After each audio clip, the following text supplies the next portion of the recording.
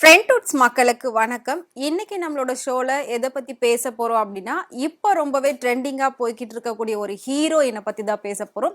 யாரு அது? நயன்தாரா தானே அப்படின்னு நினைப்பீங்க. ட்ரெண்டிங் அப்படின்னா நமக்கு நயன்தாரா தான் ஞாபகம் வருவாங்க. ஏன்னா அவங்க தான் எப்பவுமே ட்ரெண்டிங்ல இருப்பாங்க.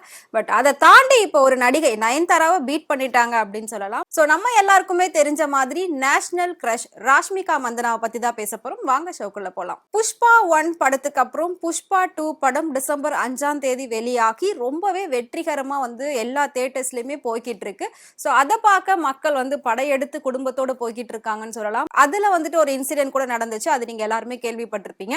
பட் அதெல்லாம் தாண்டி என்ன அப்டேட் சொல்ல போறீங்க ராஷ்மிகா மந்தனாவை பத்தி தானே கேக்குறீங்க.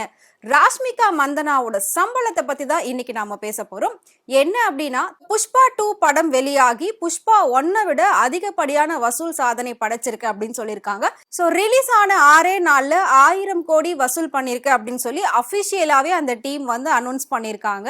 சோ இது ஒரு மிகப்பெரிய சாதனை, வசூல் சாதனை அப்படின்னு சொல்லலாம்.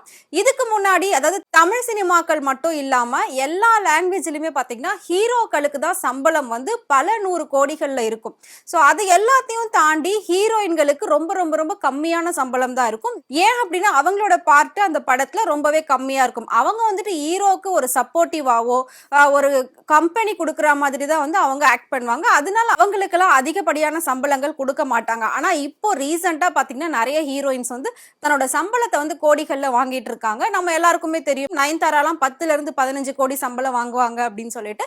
பட் இப்ப அது எல்லாத்தையும் ராஷ்மிகா மந்தனா பீட் பண்ணிட்டாங்க அப்படின்னு சொல்லணும். ஏன் அப்படின்னா நார்மலா பாத்தீங்கன்னா புஷ்பா 1 படத்துக்காக ராஷ்மிகா மந்தனா வெறும் 3 கோடி தான் அவங்க சம்பளம் வாங்கியிருக்காங்க. ஆனா புஷ்பா 2ல அவங்களோட பெர்ஃபார்மன்ஸ் இன்னும் கொஞ்சம் ஹெவியா இருந்ததுனால அதை விட புஷ்பா 2 ரொம்ப அதிகமா இப்ப வசூல் சாதனை படைச்சிருக்கிறதுனால ராஷ்மிகா மந்தனாவோட சம்பளம் புஷ்பா 2ல பேசுனது 8 கோடி. ஆனா அவங்களுக்கு இப்ப கொடுக்க போறது கிட்டத்தட்ட 12 கோடி கொடுக்க போறதா சொல்லியிருக்காங்க. இது எல்லாமே அபிஷியலா தான் அனௌன்ஸ்மெண்ட் பண்ணியிருக்காங்க. பொதுவா ஹீரோயின் அதாவது பெண்களை பேஸ் பண்ணி எடுக்கக்கூடிய கதைகளுக்கு மட்டும்தான் அந்த ஹீரோயின் 10ல இருந்து 15 கோடி வரைக்கும் சம்பளம் வாங்குவாங்க. இப்போ ராஷ்மிகா மந்தனா புஷ்பா 2 படத்துக்கு 12 கோடி சம்பளம் வாங்கியிருக்காங்களா. அதாவது பேசுனது 8 கோடி தான். பட் படம் ரொம்ப ஹிட் ஆனதுனால அவங்களுக்கு எக்ஸ்ட்ரா ஒரு 4 கோடி ரூபாய் கொடுத்து 12 கோடி ரூபாவா அவங்களோட சம்பளத்தை மாத்திருக்காங்களாம்.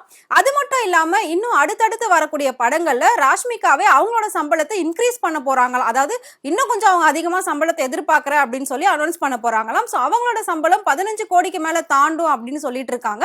பொதுவா சோலோ பெர்ஃபார்மன்ஸ் ஹீரோயின்ஸ் பண்ணாலே 15 கோடி தான் சம்பளம். சோ இதுக்கப்புறம் ராஷ்மிகா மந்தனா நடிக்கக்கூடிய படங்கள் எல்லாத்துக்குமே 16 கோடி வரைக்கும் சம்பளம் அவங்க கேட்க போறதா சொல்லியிருக்காங்க.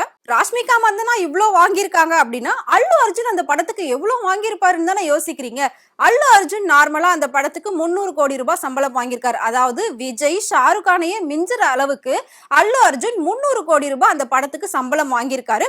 பொதுவா அந்த படத்துல இப்ப 1000 கோடி அதாவது 6 நாள்ல 1000 கோடி வசூல் சாதனை வந்ததுனால இதுல பாத்தீங்கன்னா அல்லு அர்ஜுனுக்கு 40% எக்ஸ்ட்ராவும் அந்த படத்தோட ப்ரொடக்ஷன் டீம் அதாவது மைத்ரி மூவி மேக்கர்ஸ்க்கு 30% அந்த டைரக்டருக்கு 30% போகும் அப்படின்னு சொல்லியிருக்காங்க. 6 நாள்ல இவ்வளவு பெரிய சாதனை படைச்சதுனால இந்த மாதிரி எல்லாருக்கும் இத்தனை சதவிகிதம் சம்பளம் அதிகமா இருக்குன்னு சொல்லியிருக்காங்க. இன்னும் 2000 கோடியை புஷ்பா 2 தாண்டுச்சு அப்படின்னா அல்லு அர்ஜுனோட சம்பளம் மட்டுமே பாத்தீங்கன்னா அடுத்தடுத்த படங்கள்ல 500 கோடிக்கு வரும் அப்படின்னு சொல்லியிருக்காங்க. இவங்க பேசுறது எல்லாமே கோடி கோடியா பேசிக்கிட்டு இருக்காங்க. அந்த படத்தை டிக்கெட் வாங்கி தியேட்டர்ல போயிட்டு பார்க்கக்கூடிய மக்கள் தெருக்கோடியவே தாண்ட முடியாம கஷ்டப்பட்டுக்கிட்டு இருக்காங்கன்னு சொல்லலாம். சோ ராஷ்மிகா மந்தனா பாத்தீங்கன்னா புஷ்பா 1 விட புஷ்பா 2ல எல்லா கிளாமர் சீனுக்குமே எல்லா கிளாமர் ட்ரெஸ்ஸுக்குமே எல்லாத்துக்குமே ஓகே எதுவா இருந்தாலும் ஓகே நான் பண்றேன் அப்படின்னு சொல்லி ஃபுல்லா இறங்கி பண்ணிருக்காங்க இந்த படத்துல அப்படின்னு சொல்லலாம். அதனாலே அவங்களோட சம்பளம் 8 கோடில இருந்து 12 கோடியா மாறி இருக்குன்னு சொல்றாங்க.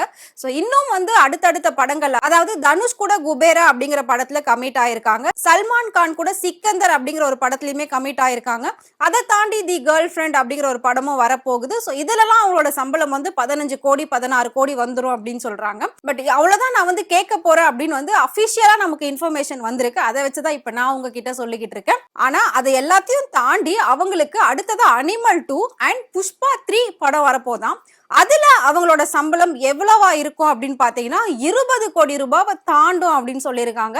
சோ இதெல்லாம் எந்த அளவுக்கு உண்மை அப்படின்னு தெரியல. ஆனா இப்போ இந்த புஷ்பா 2 படம் வந்து எல்லாரோட சம்பளத்தை வந்து கோடிகள்ல கொண்டு போயிட்டு இருக்கு, பல 100 கோடிகள்ல கொண்டு போய்கிட்டு இருக்கு அப்படின்னு சொல்லலாம். சோ புஷ்பா 2 படம் வந்து ஒரு சூப்பரான விஷயத்தை அச்சீவ் பண்ணிருக்காங்க. சோ அந்த டீமே வந்துட்டு இப்ப ரொம்ப ஹாப்பியா இருக்காங்க. அடுத்து வந்து புஷ்பா 3 எல்லாருமே ரொம்ப இன்னும் ஆவலோட எதிர்பார்த்துக்கிட்டு இருப்பாங்கன்னு தெரியும். சோ அதுக்கேத்த மாதிரி இவங்க நீடு கிரியேட் பண்ணிட்டாங்க ஆடியன்ஸ் கிட்ட. சோ அந்த நீடுக்கு ஏத்த மாதிரி தான் இவங்களோட சேலரி எல்லாம் டிசைட் பண்ணுவாங்கன்னு நினைக்கிறேன். சோ அதனாலதான் இந்த மாதிரி வந்து எல்லாமே கோடிகள்ல போயிட்டு இருக்கு.